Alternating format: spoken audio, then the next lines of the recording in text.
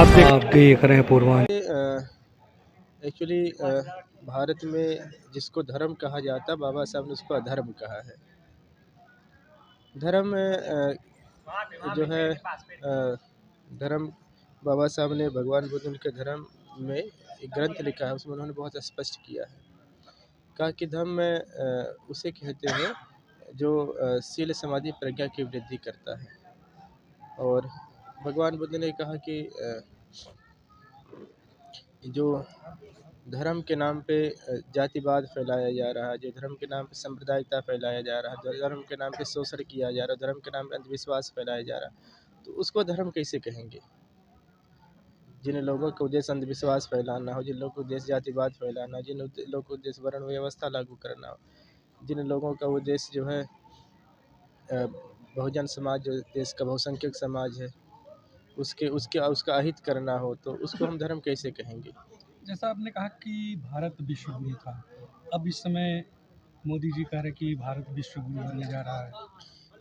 हाँ, मोदी जी अगर कह रहे हैं तो निश्चित तौर पे वो देश दुनिया में जाते रहते हैं, तो उनको चाहिए कि भारत को बौद्ध राष्ट्र बनवाने में मदद करें, बुद्ध की शिक्षाएं वापस लाएं। और जब तक बुद्ध की शिक्षाएं वापस नहीं आती तब तक ये देश तो कल्पना भी नहीं कर सकते हैं। और मोदी जी बनारस में जो है बनारस को क्वेटो बना रहे थे। हम लोग तो बनारस सारनाथ के रहने वाले हैं, क्वेटो बन रहा था। और मैंने जब क्वेटो बन रहा था तभी कहा था कि महत्वपूर्ण ये नहीं कि देश में स्मार्ट सिटी बने, महत्वपूर्ण है कि सिटीजन स्मार्ट बने। अगर स्मार्ट सिटी बनती, सिटीजन कहाँ से लेकर आएंगे हम? क्वेटो जैसा अगर हम शहर बसा ले तो क्वेटो जैसा लोग कहाँ से लाएंगे हम? आपने कहा कि बौद्ध धर्म का प्रचार प्रसार और इस समय सनातन का प्रचार प्रसार बहुत तेजी से हो रहा है क्या? देखिए, सनातन जो है, सनातन तो बुद्ध को ही, बुद्ध धर्म को ही कहा जाता है। धम्मपद की एक गाथा है, नहीं वेरे निबेरानी समाज समन्तेन्द्र कुदाचनंग अवेरे च इस धम्मो सनातनों कैसे करके आता है कि वैर से वैर कभी शांत नहीं होता, मैत्री से वैर को शांत किया जा सकता है। यही सनातन नियम है, यही सनातन धर्म है। तो बुद्ध ने तो सनातन की परिभाषा बुद्ध ने दी है कि वैर से वैर कभी शांत नहीं होता। और क्या जो सनातन की बात कर रहे हो कि वैर से, मतलब वो तो वैर कर रहे हैं, वो कहाँ मैत्री कर रहे हैं? उनके अंदर मैत्री कहाँ है? तो उनका सनातन कहाँ है? सनातन तो हमारा है। भारत को हिंदू राष्ट्र बनाने की ओर अग्रसर हो रहे लोग वो संत महात्मा। नहीं, वो एक सपना है।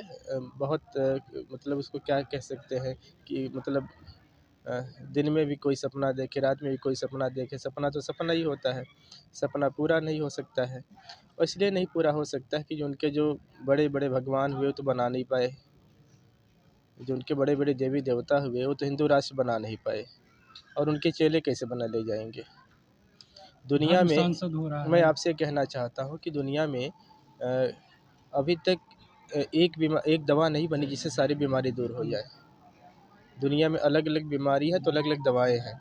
तो किसी को भी जो इस देश के लोग हैं उसमें किसी को कोई नास्तिकता किसी को पसंद हो, नास्तिक हो जाता है। किसी को जो है तो थोड़ा कर्मकांड विश्वास तो आस्तिक हो जाता है। किसी को बुद्धिज़्म पसंद है, बुद्धिस्ट बन जाएगा, कोई साइंस की तरफ चला जाएगा।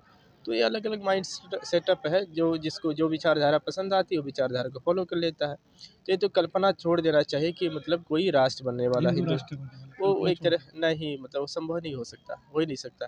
और जिसको हिंदू राष्ट्र बनाना हो नेपाल जाए।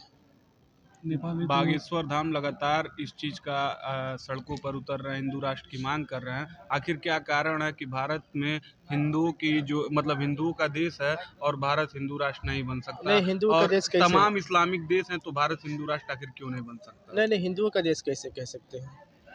प्रभु श्री राम की जन्मभूमि, श्री कृष्ण की जन्मभूमि है, नहीं तो बुद्ध की नहीं, वो जन्मभूमि लोग है। तो पौराणिक लोग हैं ना। ये राम की जन्मभूमि कहाँ है? वो तो पौराणिक है। कृष्ण की जन्मभूमि कहाँ? वो तो पौराणिक है। आप अयोध्या को खोज लीजिए नीचे। कोई भी परंपरा जो है तभी असली मानी जाती है जब उसकी धरती को खोदिए और वहाँ देखिए क्या निकल रहा है। वहाँ तो बौद्ध अवशेष मिले थे।